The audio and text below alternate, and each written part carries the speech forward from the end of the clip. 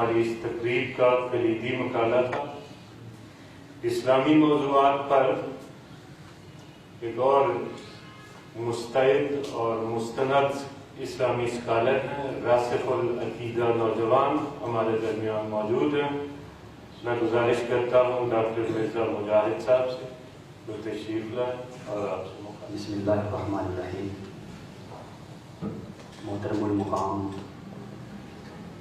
استاذ احترام قدر ڈاکٹر سید قمر علی زیدی صاحب دامت برکاتہ القدسیہ، دیگر مہمانان گرامی اور حاضرین و سامعین، توحید اسلام کا بنیادی عقیدہ، اصل الاصول اور رکن یقین ہے۔ ہر زمانے میں اس کی تبلیغ و ترویج کے لیے رسالت کا سلسلہ الذهب وسیلہ بنا۔ اس سلسلہ کی تکمیل خاتم الانبیاء سیدنا محمد مصطفیٰ صلی اللہ علیہ وآلہ وسلم پر ہوئی۔ آپ نے اپنے اقوال، اعمال اور احوال سے توحید خالص کی تعبیر فرمائی۔ توحید خالص کی سب سے بڑی دلیل رسالت کاملہ ہے، یا یوں کہہ لیجئے کہ توحید خالص کے مضمون کا عنوان رسالت کاملہ ہے۔ اہل بیت اطہار اور صحابہ کرام نے ذات رسالت کو گنج توحید کی کلید قرار دیا، نیز دونوں عقائد کو لازم و ملزوم قرار دیا۔ صوفیہ کرام انہی نفوس قدسیہ کے نقش قدم پر گامزن ہوئے اور دہر میں توحید خالص اور رسالت کاملہ کے انوار سے اجالا کر دیا۔ وسعت افلاک میں تکبیر مسلسل کے ساتھ کفرستان کو نورستان اور پاکستان بنا دیا۔ خاک پنجاب ان کے دم قدم سے زندہ ہو گئی۔ اپنے افکار و کردار اور تعلیمات و ہدایات کا مرکز و محور توحید خالص اور رسالت کاملہ کی اشاعت کو بنایا۔ سید الاولیاء سید علی حجویری رحمۃ اللہ علیہ المعروف داتا گنج بخش رحمۃ اللہ علیہ کے بقول علم حقیقت کے 3 ارکان ہیں، تینوں کا تعلق ہی توحید سے ہے۔ سلسلہ قادریہ کے عظیم بزرگ حضرت سلطان باہو رحمۃ اللہ علیہ فرماتے ہیں کہ تصوف کے معنی کیا ہے؟ تصوف کے معنی ہے توحید۔ توحید کے معنی کیا ہے؟ اللہ ہی اللہ۔ جو آدمی اس مرتبہ پر پہنچ جائے کہ اس کی نگاہ میں اللہ ہی اللہ سمایا رہے تو وہ ما سوی اللہ سے لا تعلق ہو جاتا ہے، اور اس کے وجود میں بجز ذکر کلمہ طیبہ لا الہ الا اللہ محمد رسول اللہ اور کوئی ذکر قرار نہیں پکڑتا۔ مجھے یہاں خاص طور پر ایک ایسی عظیم ہستی کی مسائل جمیلہ کا تذکرہ کرنا ہے جو امام العارفین اور سلسلہ قادریہ کی شاخ سلسلہ نوشاہیہ کے بانی ہیں، اور نوشہ گنج بخش کے نام سے معروف ہے۔ آپ کی روحانی توجیہات اور عملی اقدامات سے دنیا بھر میں لاکھوں غیر مسلم حلقہ بگوش اسلام ہوئے۔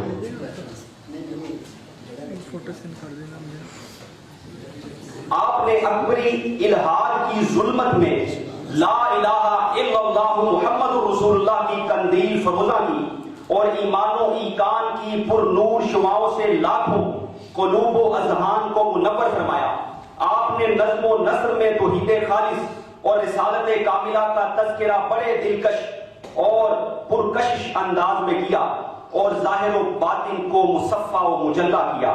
نوشہ گنج بخش نے اپنی شاعری میں خاص طور پر کلمہ طیبہ کو مرکز و محور بنایا اور اس کے آداب و فضائل اور ثمرات و اثرات پر تفصیلی گفتگو فرمائی۔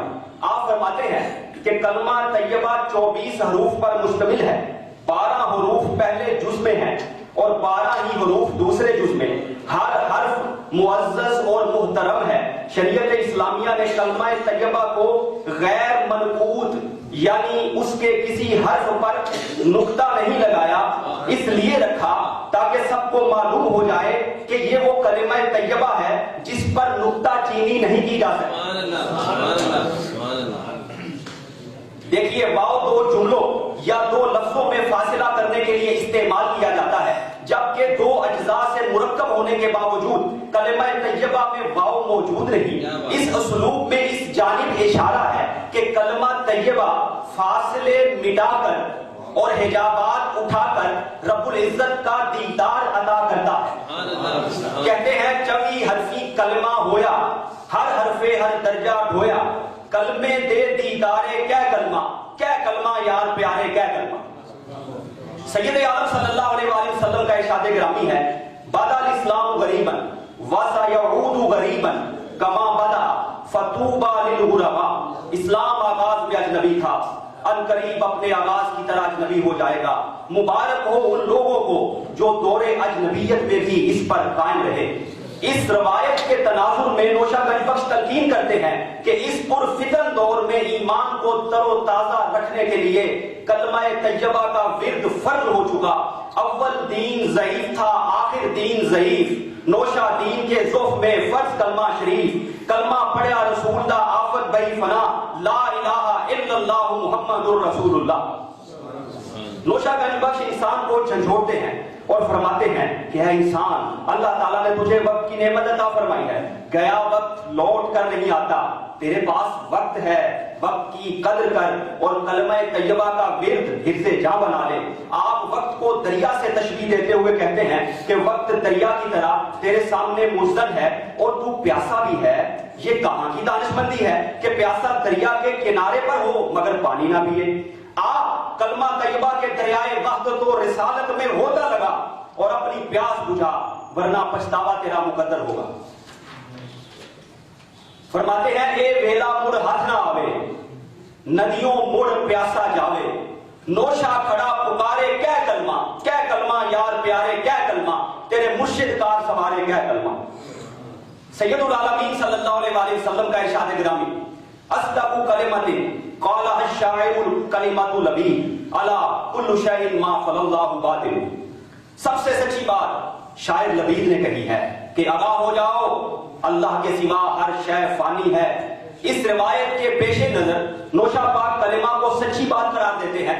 علاوہ ازیں اس کی تاثیر بھی بتاتے ہیں اور کہتے ہیں جو اس سچ کا کثرت سے ذکر کرے گا وہ بھی سچا بن جائے گا. کلمہ سچا قول ہے، کلمہ سچ کلام، نوشہ سچا ہویا لے لے سچا نام. نوشہ پاک فرماتے ہیں کہ کلمہ طیبہ ایسا پاکیزہ درخت ہے جس کی جڑیں تحت الثری میں ہیں اور شاخیں عرش معلی تک واصل ہیں. یہ درخت اتنا وسیع و عریض ہے کہ اس کا سایہ کل جہان پر ہے. یا یوں کہہ لیجیے کہ کلمہ طیبہ کی جڑیں قلب مومن کی زمین میں پختہ اور مضبوط ہوتی ہیں، جبکہ بندہ مومن کے اعمال صالحہ عرش بری تک پہنچ جاتے ہیں. نیز اس کے ثمرات سے سارا زمانہ مستفید و مستفید ہوتا ہے، جیسا کہ رب العزت کا بھی فرمان ہے، الم تر کیف ضرب اللہ مثلا کلمۃ طیبۃ کشجرۃ طیبۃ اصلها ثابت وفرعها فی السماء. کیا تم نے نہ دیکھا اللہ نے کیسی مثال بیان فرمائی کلمہ طیبہ کی، جیسے پاکیزہ درخت جس کی جڑ قائم اور شاخیں آسمان میں. کلمہ طیب شجرہ عالی، جڑ پا تال عرش تے ڈالی، سایہ کل سنسارے کیا کلمہ یار پیارے کیا کلمہ، تیرے مرشد کار سوارے کیا کلمہ. سامعین کرام، دور حاضر کا انسان بہت سے مسائل کا شکار ہے، جن میں سے ایک ذہنی تناؤ اور دباؤ ہے اور دوسرا باہمی منافرت. نوشہ پاک ذہنی تناؤ اور دباؤ کا مجرب حل کلمہ طیبہ کا ورد تجویز کرتے ہیں.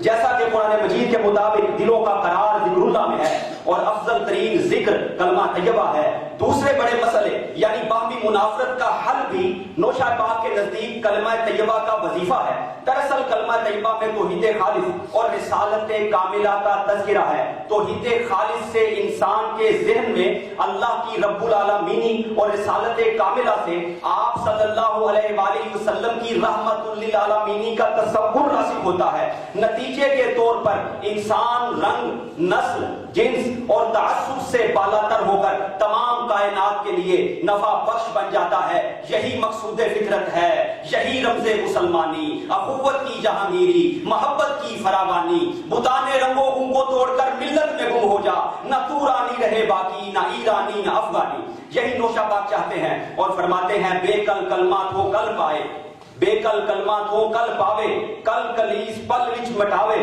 दुश्मन दोस्त संघारे कै कलमा यार प्यारे कै कलमा, तेरे मुर्शद कार सवारे कै कलमा।